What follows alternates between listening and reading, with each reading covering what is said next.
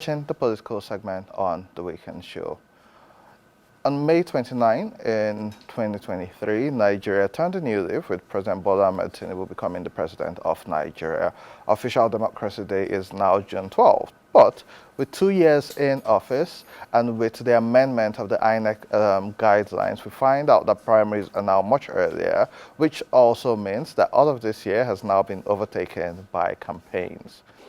2 years in, 2 years to go. Is it too soon to be talking about the 2027 elections? Is it too soon to grade the abilities and efficiency of the current administration? But most importantly, systems exist for checks and balances. How have the different arms of government been able to check themselves? The reason why this is coming up is because of our topic today. Are we becoming a one-party state? Over the last 2 weeks, you would hear several people have commented about the fact that Nigeria is moving towards a one-party state. The State House, which is the presidency, has mentioned that Nigeria isn't a one-party state. However, one party is making the difference. Joining us to have this conversation, we have Right Honorable Daniel Edoche Atai, who is the former chairman, Benue State Councillors Forum, political and rights activist. Welcome to the Weekend Show. Thank you very much for having me. You've heard my introduction. What are your thoughts? Well, to go straight about it is that the facts are on ground that technically or indirectly, I think the administration of PBAT is working some schemes towards the one-party system. However, it is not a law at the National Assembly yet. And because it is not a law at the National Assembly, and it has not been promulgated, we will believe that we have other political parties to thrive in. I mean, people who are aspiring to lead in different political offices.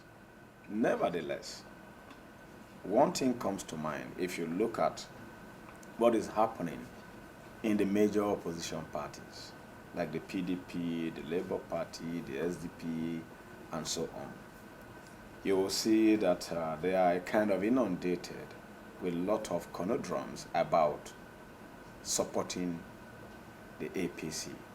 It's like becoming an appendages of the ruling All Progressive Congress, and that alone is because of the fear of Mr. President.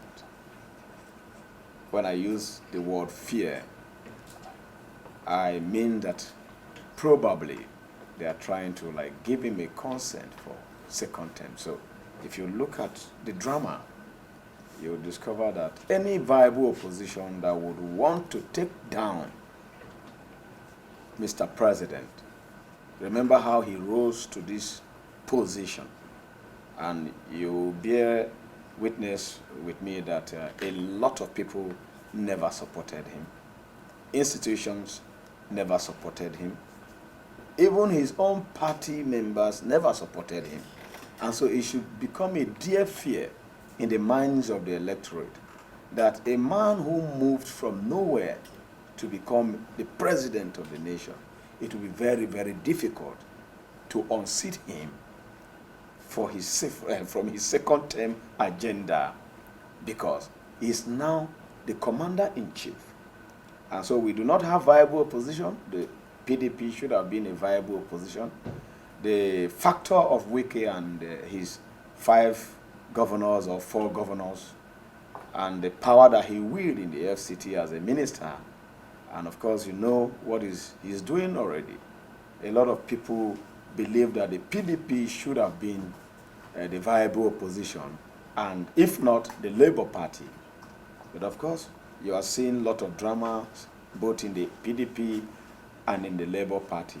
And this calls for a national trajectory in one angle. And this angle will be the responsibility of the National Assembly. And what am I talking about? A call for an independent candidacy law.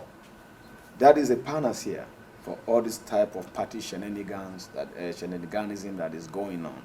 If we have the independent candidacy law passed or assented by Mr. President himself, who is a Democrat. And if he is a Democrat, he should give room for viable opposition, including the independent candidacy bill. Because at state levels, most minorities and minority parties that should, use their popularity or dexterity to come to power are usually shortchanged by the party mechanisms, because most of the political parties, they are owned by some big sponsors, by some big way. And then if you are just popular and you are not in that category, you wouldn't get there.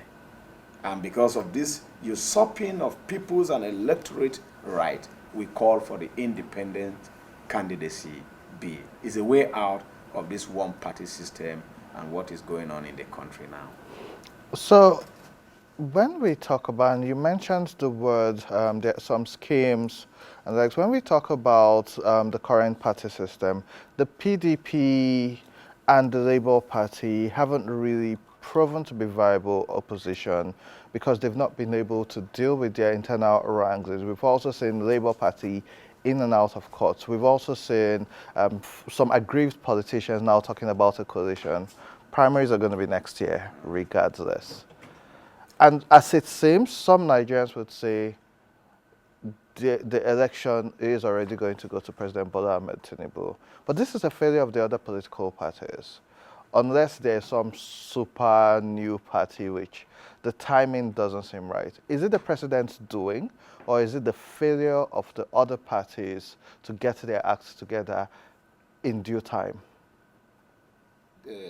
Is on both sides. Because if I'm the president and I want to go for second term, definitely as a politician, I will scheme. I will even scheme towards the camp of my opponent, even enemies. In politics, what matters is the interest. And that is what people do in Nigeria. I'm talking about politicians in Nigeria. Not all of them per se. And then on the part of the other political parties, yes, they are not showing these political prowesses that, for instance, the PDP that have been since 1999, it has not shown that capacity, even the audacity to say, as an opposition, we can win. There are a lot of flaws in the APC. I'm sorry to say. If you look at the manifesto sold to Nigerians by this same president who was campaigning for Muhammadu Buhari's tenure in 2015, you discover that they came up with fantastic blueprints that made us to go for them, and then avoid PDP completely, and then we voted for APC across party lines because of the manifesto sold to us by this very president. This very president was the one doing all the campaigns for APC to come to power and produced Muhammadu Buhari as the president. Alas, Buhari came. All the visions that we anticipated that were going to be fulfilled never came to pass.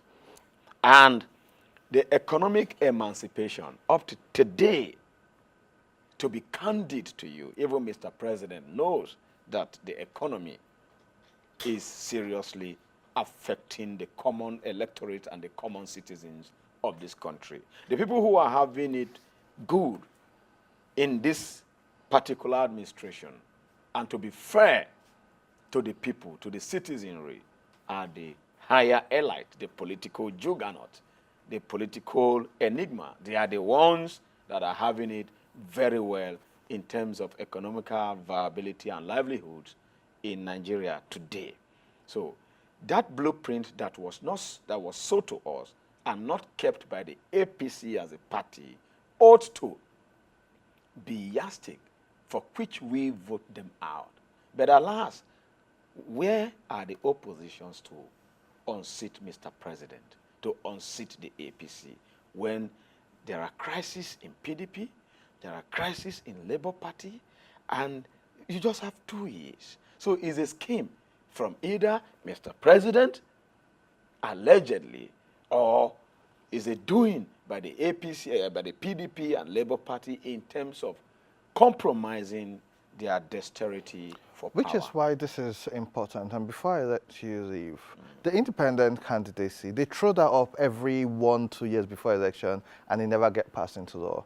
The current National Assembly is very aligned with the APC and the president's goals. Some people have accused them of being a rubber stamp assembly. We've also seen the Senate president saying all the senators and House of Reps should actually endorse Mr. President. There shouldn't even be primaries. But that's not even my point. My point is less than 5 to 10,000 people control all the decision-making processes in Nigeria out of 220 million people, not up to 1%.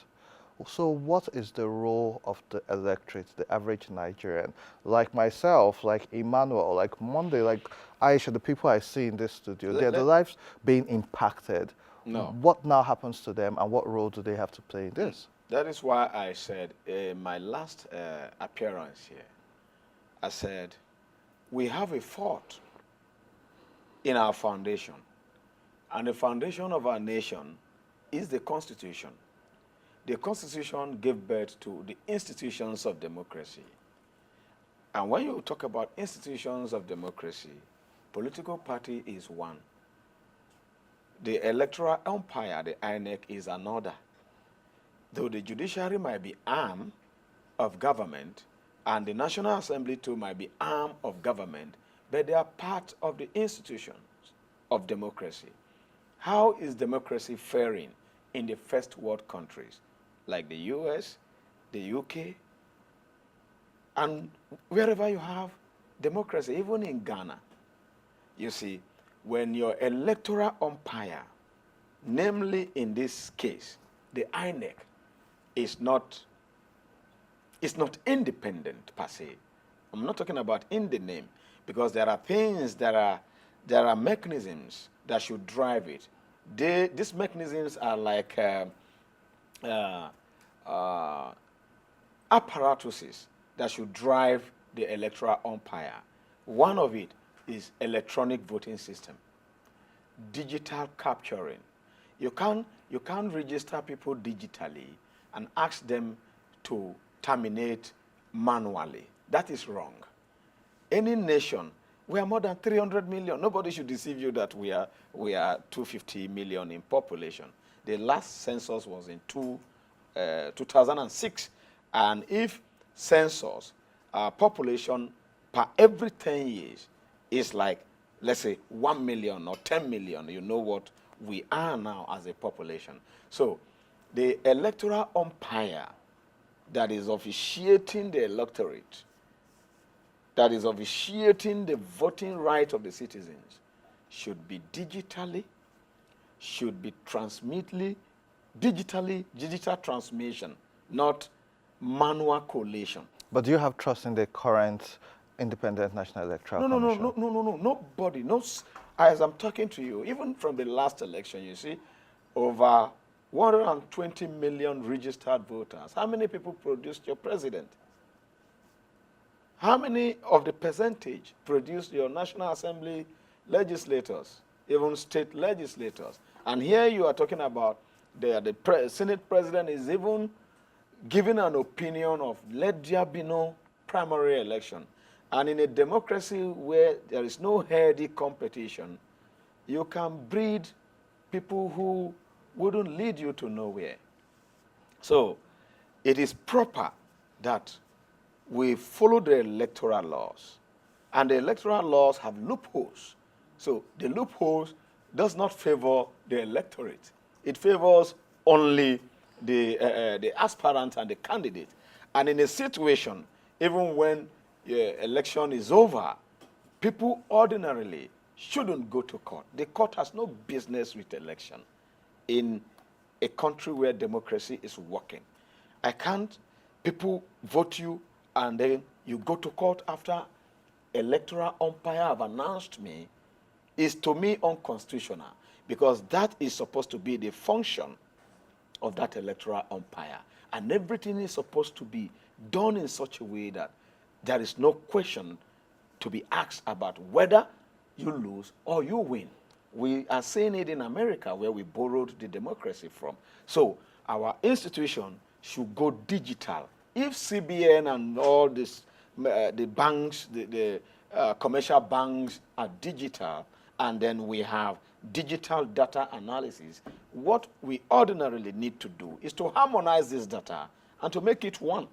Both the international passport, the driver's license, the voter's card, the name should be one, such a way that that card will be even your voter's card. I think that's a good place to leave it. Thank That you. is a solution, and I think we have I it. think that's a solution, and that's a great place to start. Thank you so much, sir. And that's the much we can take on the political segment. We'll now try